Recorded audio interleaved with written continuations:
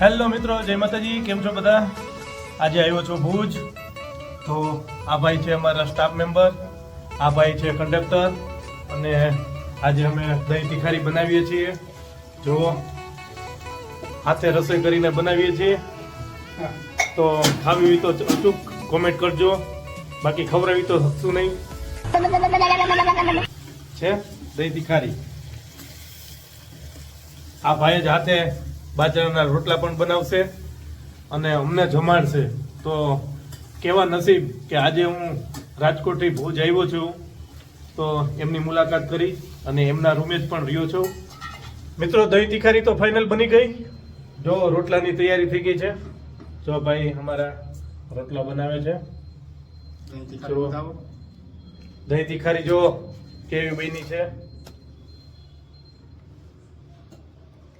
ખાસ કરીને કેજો કેવી દહીં તીખારી રોટલો. જો ભાઈ ખાસ કરીને રોટલો બનાવે છે. જો તમને એમ થાય છે ખાલી લેડીઝ જ બનાવે, લેડીઝ નહીં હો, અમારા ભાઈ પણ બનાવે છે.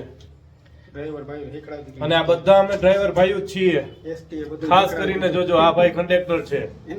અને રોટલો જોવો ખાસ, જો થાબડીને નહીં બનાવે છે. જો ખાસ ફાઇનલી અમારે બાજરાના રોટલા અને દહીં તીખારી બની ગઈ છે. જમવા બેઠા છીએ. જુઓ તો આવો બધા જમવા માટે. ખાસ બધાને આમંત્રણ છે.